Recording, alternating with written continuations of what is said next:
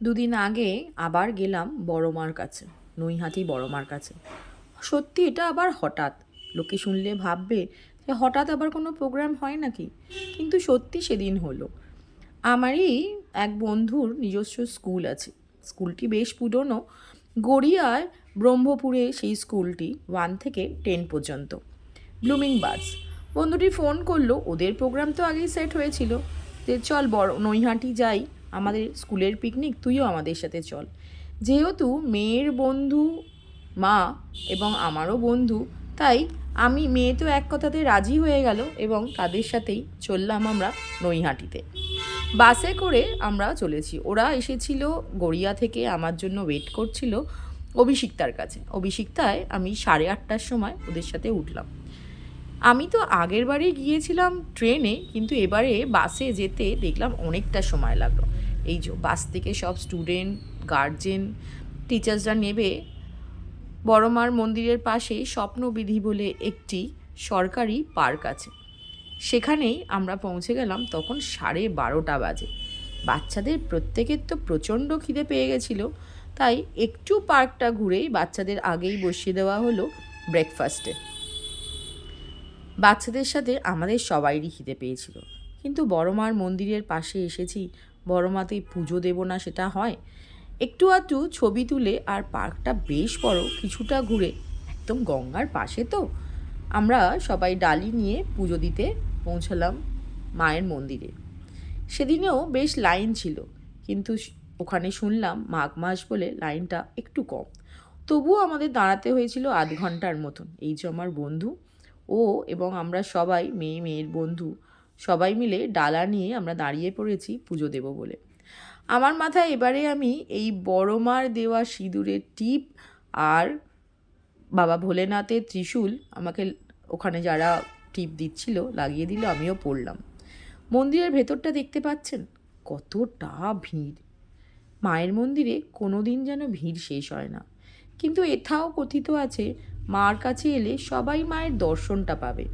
এই যে আমরা প্রত্যেকে, টিচার্সরা, গার্জেনরা অবশেষে মায়ের দর্শন পেলাম। এবং ওখানে তো এমন কোনো পুজোর বিধিনিষেধ নেই, আপনি আপনার ডালা নিয়ে মায়ের পায়ে ছুঁয়ে দেবেন, এটাই পুজো। পুজো দিয়ে ফিরতে ফিরতে আমাদের 2:30 বেজে গেল। তখন আমরা করলাম ব্রেকফাস্ট, কিন্তু ওই পার্কে গিয়ে দেখলাম একটা সুন্দর আইসক্রিম, ট্রিপল আইসক্রিম। প্রথমে সেই আইসক্রিমের লোভটা আর পারলাম না ছাড়তে, তাই আমরা সবাই মিলে একটু আইসক্রিম খেয়ে নিলাম। ব্রেকফাস্ট করে আইসক্রিম খেয়ে, এত বড় পার্ক, আগেরবার যখন এসেছিলাম একটু সন্ধে হয়ে গেছিলো, তাই জন্য পার্কটা ভালো করে ঘুরে দেখতে পারিনি। এবারে পার্কটা পুরোটাই বেশ ভালো করে ঘুরলাম। আর একদম গঙ্গার সাথে যেহেতু পার্কটা, বেশ ভালোই লাগছিল। স্টুডেন্টসরা তো যে যার খেলাতে ব্যস্ত ছিল। রোজের খেলার সাথে আর এই খেলা, পার্কে ঘোরা একটা আলাদাই আনন্দ। দেখুন, সব স্টুডেন্টসরা বেশ আনন্দ করছে, গার্জেনরা সবাই এক সাইডে হয়ে তারা তাদের মতন আনন্দ করছিল। বেশ ভালো লাগছিল। অনেক দিন পর কোনো স্কুলের সাথে আমি এরকম পিকনিকে এলাম।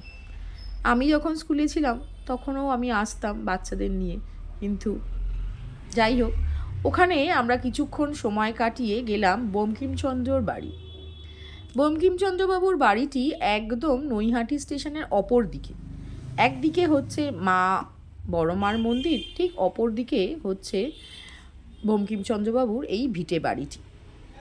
বাচ্চাদের একটা হিস্টোরিক্যাল প্লেস দেখানোর জন্যই এখানে আসা হয়েছিল। বাড়িটা বেশ বড়, আর আমার হেরিটেজ প্লেস মেয়ে চলেছে তার বন্ধুর সাথে আগেই। তারপর বাচ্চাদের এক এক করে লাইন করে আমরা ভেতরে ঢোকালাম। কি সুন্দর বাড়ি, আর তেমনই ওয়েল মেনটেন্ড। আর দেখুন, একদম স্টেশনের গায়ে দেখতে পাচ্ছেন এই যে রেল লাইনটা, এখানে ওই যে ট্রলিগুলো দাঁড়িয়ে আছে, পুরো স্টেশনের গায়ে একদম বঙ্কিমবাবুর বাড়ি। এই যে বাচ্চাদের এবার লাইন করিয়ে দেওয়া হয়েছিল, এবার তেরা এক এক করে ঢুকবে বলে। ভেতরটা দেখুন, অপূর্ব মেনটেন্ড, এটাই দেখলাম। এটা নাকি যারা হিস্টোরিক্যাল পার্সনদের নিয়ে রিসার্চ করে তাদের জন্য, এই রিসার্চ ওয়ার্কের জন্য এখানে অ্যালাউড, আর স্কুলদের, আর বাকি যারা আসতে চায় দেখতে দর্শকরা তারাও আসতে পারে। ওই যে দূরে যে একটা ঘর মতন করা দেখালাম, খুব আনন্দ বন্ধুর সাথে সারাদিনের জন্য ঘুরতে এসে আমার মেয়ে। দুই বন্ধুই খুব ভালো বন্ধু ছোট থেকেই, কিন্তু এই ঘুরতে যাওয়া আর কোনো দিন হয়নি একসাথে। বঙ্কিমবাবুর বাড়িটায় ঘরে অনেক কিছু ছিল, অনেক কিছু। আমরা সিঁড়ি দিয়ে কিছুটা ওপরে উঠলাম, যদিও বা এখানে ফটোগ্রাফি অ্যালাউড নয়। আমি কিছুটা লুকিয়ে ফটো তুললাম। লাল মেঝে তো আমাকে ভীষণ অ্যাট্রাক্ট করে। এই যে বারান্দা থেকে পুরো স্টেশনটা দেখা যায়, এই যে ট্রেন যাচ্ছে, কি অপূর্ব দৃশ্য, সত্যি না দেখলে বোঝা যায় না। এই যে ছোট্ট ঘরটা করা হয়েছে, বলল ওখান থেকে যারা ছিলেন ওইখানে নাকি বঙ্কিমবাবুর জন্ম হয়েছিল, সেই জন্যই ওই জায়গাটাকে একদম সুন্দর করে সাজিয়ে রেখে দিয়েছে। ফুলের বাগান এত সুন্দর লাগছে দেখুন। আপনারা সবাই সুযোগ পেলে কিন্তু অবশ্যই একবার নৈহাটি গেলে বঙ্কিমবাবুর বাড়িটাও দেখে আসবেন। দেখুন সুন্দর দালান, কি অপূর্ব, সেই রাজাদের বাড়ির মতন। নিচে এত বড় উঠোন, উঠোনটায় গাছ টাছ দিয়ে ওরা একটু সুন্দর করে সাজিয়ে রেখেছে। স্টুডেন্টসদের কিছু ফটোও তুললো ওরা, কোন স্কুল থেকে এসছে। এরা তো সবাই দেখতে ব্যস্ত। ঠিক বাড়িটির বাইরে একটা শিব মন্দির আর একটি মিউজিয়াম আছে। ওই মিউজিয়ামে বঙ্কিমবাবুর অনেক ছবি, তার পরা শাল, তার পরা পাগড়ি, টেবিল চেয়ার সবই ছিল, কিন্তু কোনোটাই ফটোগ্রাফি অ্যালাউ ছিল না, তাই আর তুলতে পারলাম না। বেশ সন্ধে হয়ে গেছিল, তখন বাজে 5:30। তখনও কিন্তু আমাদের লাঞ্চ হয়নি। পাশেই একটা দুর্গা মন্দিরও দেখলাম। যাই হোক, ওখান থেকে আমরা সবাই অটো করে আবার স্বপ্নবিধি পার্কে ফিরে 5:30 6টা বাজে তখন লাঞ্চ করে আমরা সবাই রওনা দিলাম কলকাতার দিকে। বাড়ি পৌঁছালাম অনেকটা রাতে, কিন্তু খুব আনন্দ করেছি সেদিন।